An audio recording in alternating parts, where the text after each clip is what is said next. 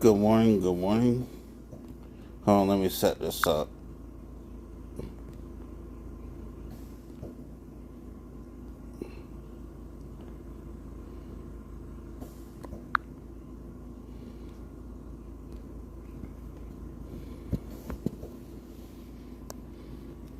Give me a countdown.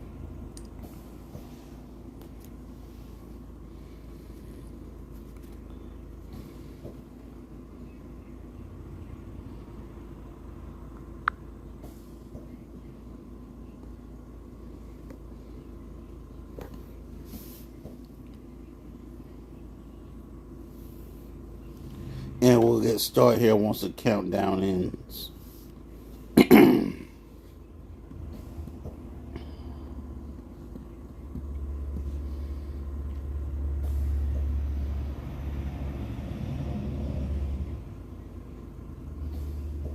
Okay, here we are. Good, I see you've received my invitation. Mochi, the people have come for the beef. He would like to see. Alright, look, I'm sure it won't surprise you guys to learn that sometimes maybe I get into some disagreements online. There are some things that I might say that some people might not like. There's a lot of things that I see that I don't like. And maybe I'm not super quiet about it. Possibly. Just kidding, I absolutely get into it online all the time because I do this one particular thing that people seem to really dislike. So strange, where I like men. People get very upset with me for this, and yet I carry on. Today I'm going to share with you some of the most recent beefs I have gotten into online due to my fatal twisted flaw of wanting men to be treated decently. So what have we got on the menu? First, a woman says that if you're a dad without a car, you can't parent. Yeah, just dads though, just dads though. Next, Who said that if women do not stupid have their shit? hair and nails done, that definitely must mean that her husband isn't a... The Advanced Management Program is a chance to on. attend Harvard Business School and take away... Isn't a...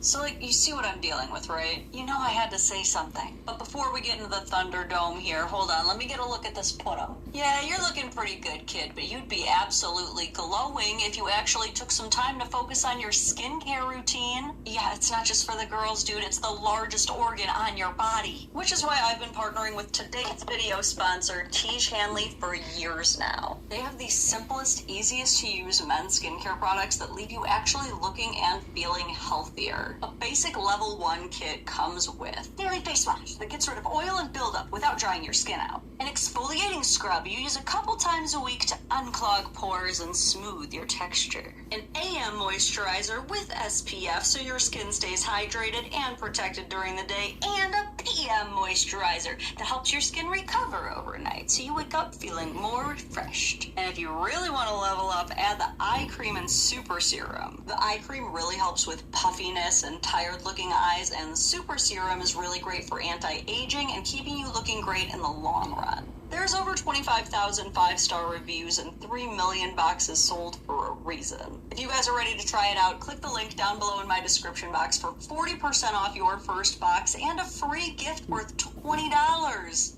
Easiest upgrade a guy can make. Okay, so the whole you can't be a good dad without a car thing started off on this thread. It reads, I just heard a statistic. In all cases of divorce, men fight for custody in only 4 to 15% of cases.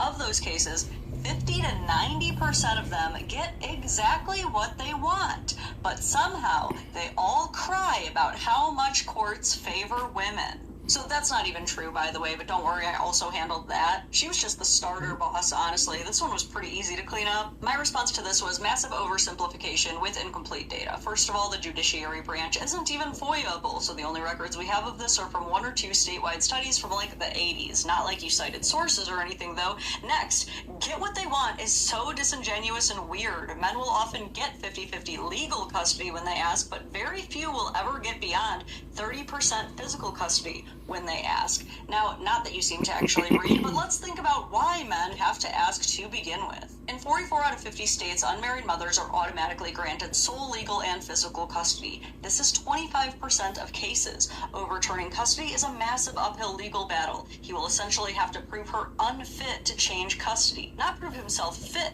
mind you. So no, most parents cannot prove the other parent unfit. It's just that unmarried women don't have to. Now, I recommend all fathers file for custody. I recommend they all go for 50-50. I recommend they all go for as close to 50-50 physical as possible. Yeah, go for 50-50 on physical custody. That only got abolished in the 80s, which automatically granted women the kids in all separations and divorces. Many of those judges are still practicing. Congrats, you're witnessing how patriarchy harms men, not how all men are failures. But finally, none of this is about what men or women want. This is about what children need, which is their fathers. Men and children are crying because they're being deprived of each other through archaic systems that are almost impossible to overcome except by extreme circumstance and wealth. Not because they didn't get their way. But if you're that single and miserable that this made you feel better, congrats, I guess. Pretty pathetic, though. Maybe I didn't need to go that hard, but why else would she post this? You made fun of men crying because they don't get to see their children. Like, I'm sorry, the gloves are off. So anyway, a lot of men started sharing their stories about fighting for custody and either being denied or being given some meager scraps of maybe a couple days a month for visitation time. And that's when one man decided to share this story. So this guy says, I have my kids 60% of the time because my ex knew I was the more involved and more enthusiastic parent and she can't handle more than 40%.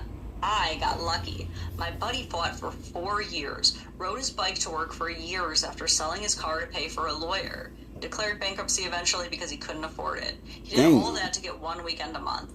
I don't blame men who don't have that much will in them to keep fighting. Now, a lot of men have stories just like this. My husband gave up everything as soon as he found out he was going to be a father to move 250 miles away from his friends, family, job, support system, and when he didn't have a car, he just rode his bike with a trailer to his son's school to pick him up and back to the apartment. But what stood out to me in particular about this post was one particular comment on it. This user, who goes by Talk Nerdy to Bree, asks, how is a man supposed to take care of his kids without a car?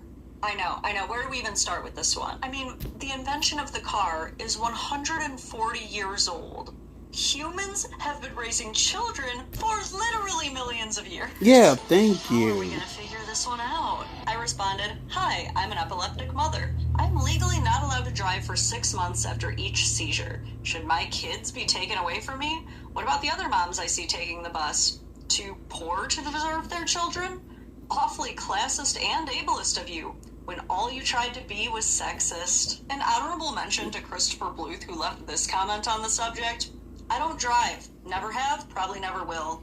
That said, thanks to our excellent transit system, I had no problem getting my daughter everywhere we needed to go when I was a single dad.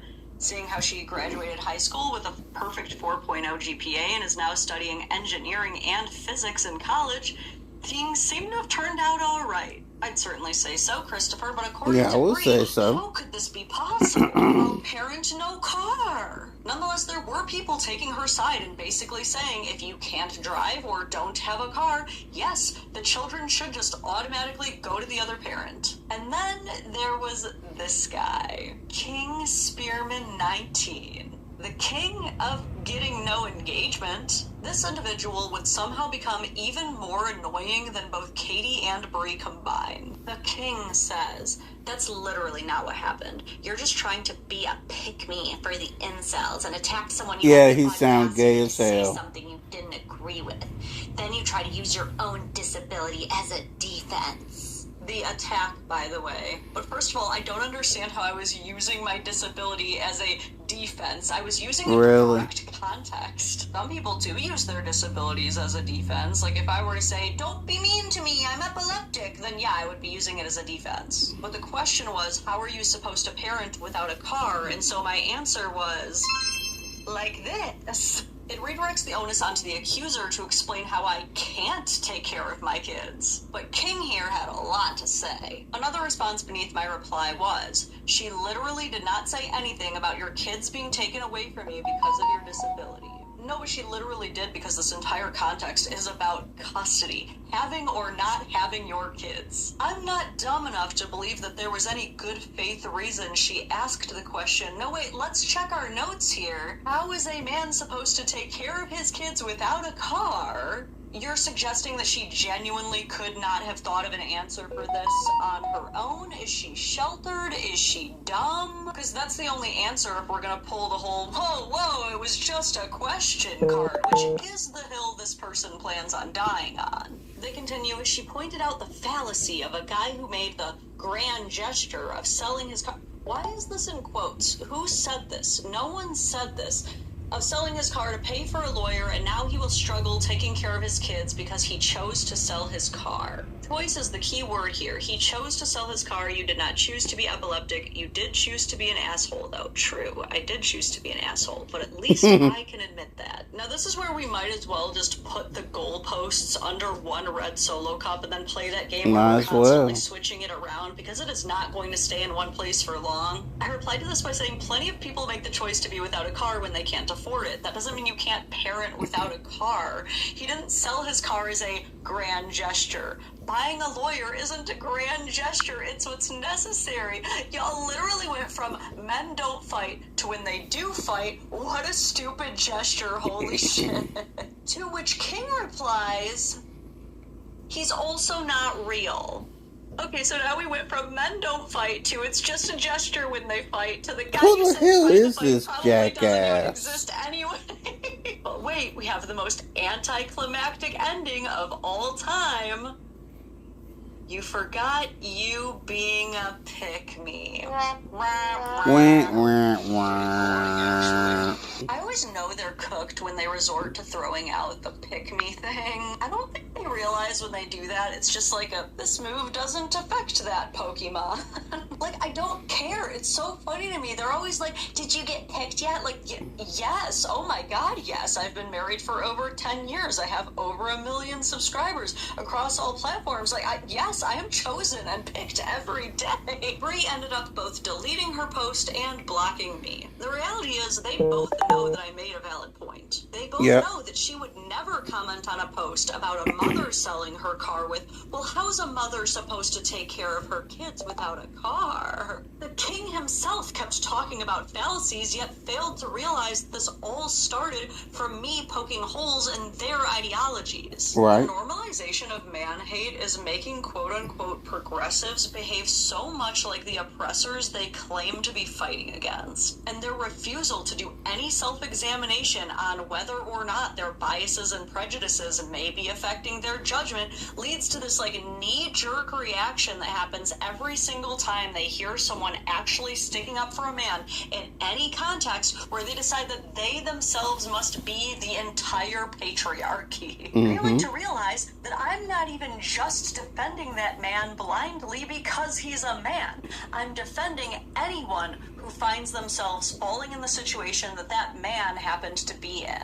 I'm really not out here trying to troll you guys. There's actually a method to my madness. But anyway, on to our next course. I'm gonna be honest, if an absolute smoke show gets married and suddenly her nails aren't being done and her hair is a mess under a baseball cap, I do not like her husband. Spectrum, we believe you shouldn't have to choose between speed, reliability, and value.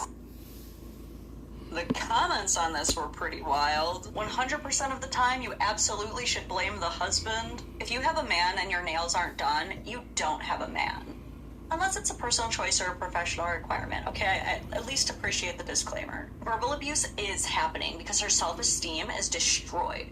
Speaking from experience, the stakes have gotten crazy. If your girl doesn't have fake hair and nails, definitely an abuser. That is such a dangerous standard. Because at least the second lady acknowledged that not everyone wants to have their hair and nails done, but how do you differentiate between the ones who do and don't? Because if the line is either he is or isn't an abuser, don't you think we should be a little more careful? Anyway, this was my response. I said, y'all are wild for this. I don't know about you, but I got married to be comfy. I do not want to pay hundreds of dollars to sit for hours and have my nails done all the time. I do not want to do my hair every day. I love having a hot best friend who's obsessed with me whether I spend hundreds of hours on my body or not.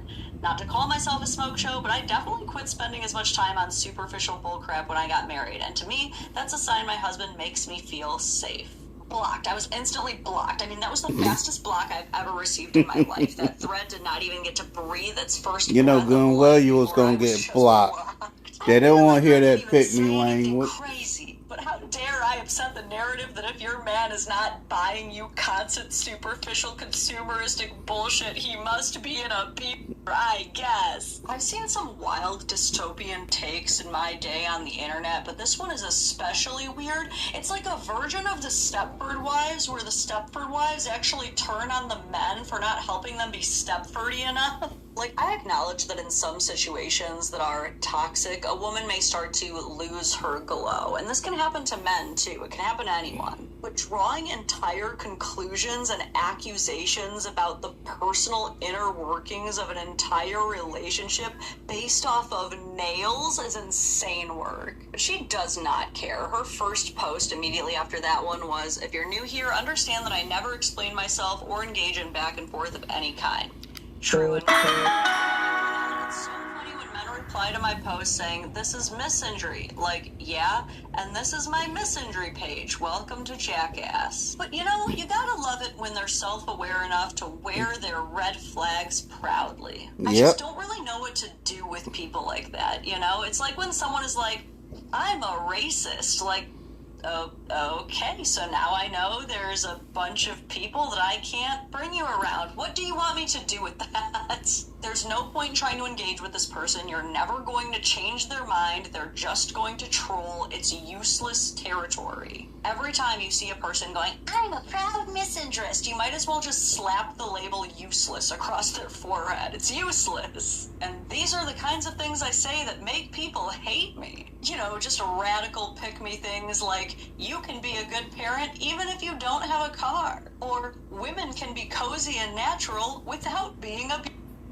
Two items that would normally never be contested under any other circumstance, but because they were about men, how dare I defend them? Honestly, this is all my bad for being on Threads to begin with, but this is how I became the Dadvocate. I knew from the start, getting into this, that I was going to be dealing with man-haters and people with negative preconceived prejudices against single dads.